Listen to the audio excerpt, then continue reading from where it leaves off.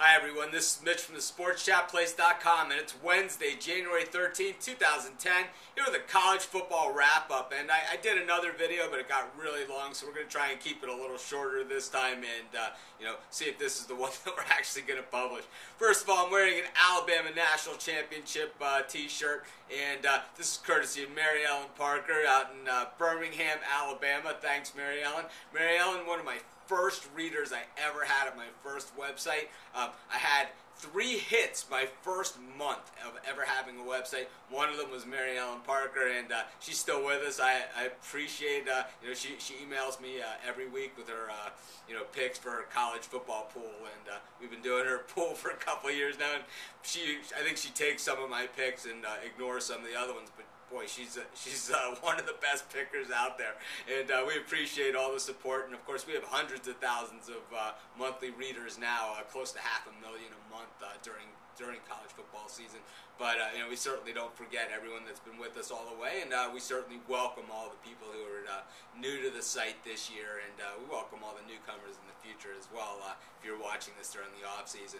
Anyway, Mary Ellen didn't just send us the T-shirt; she sent us the paper, the Birmingham News. Here was the front cover last Friday after the title, and of course back on top.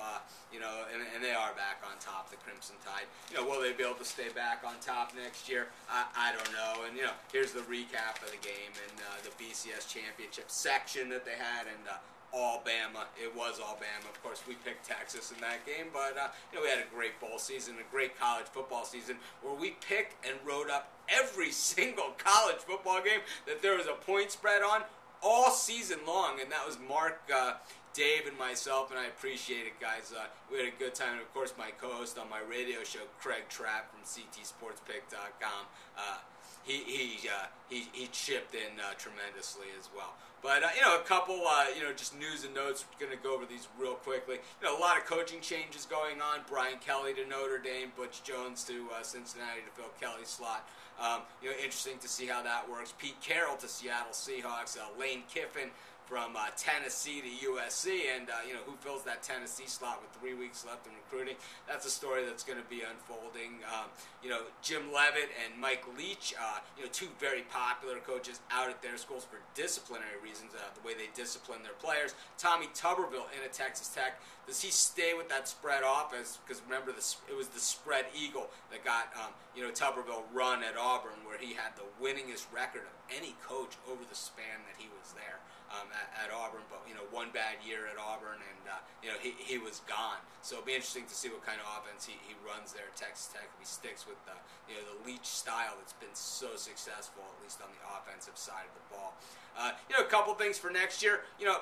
I haven't done any preseason rankings. I generally don't do preseason rankings, but I have to say that I think Alabama, as the defending national champions, you guys are number one, and I can admit it. When I didn't have you guys in the national championship game at the beginning of the season last year, I said it was going to probably be Florida and Texas, and I was halfway right, and I didn't even have the winner in there. I didn't even think Alabama was actually I had LSU in Texas, and I thought that I didn't even think Alabama was going to win their division. I had them second in their division.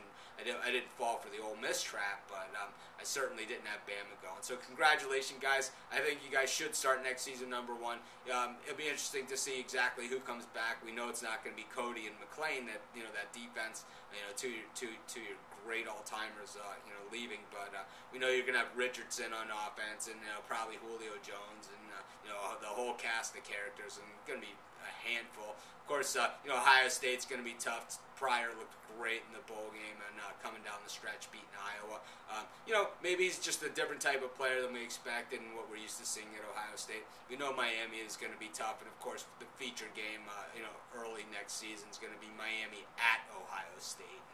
That should be a great one, because Miami's got that team of sophomores, Ja'Cory Harris and his entire crew, with all the defense returning, because Miami had 19 players that saw significant playing time that missed a good part of the season, including their bowl game against Wisconsin. So Miami's going to be tough. We're going to see a Bobby Bowdenless Florida State team with Jimbo Fisher there. all going to be interesting. How does USC rebound? Matt Barkley's back at USC, but Joe McKnight is not, and neither is Pete Carroll. So a lot of players should be leaving. It'd be interesting to see how they do things at USC. UCLA and Washington both coming on. In any event, it was a great college football season. It's going to be another great college football season next year. Be sure to stay with us here at SportsChatPlace.com. All offseason, we'll be covering the NFL Draft, National Signing Day, and, of course, every single sport that's out there. If you're interested in being part of the site, just email me, Mitch at SportsChatPlace.com.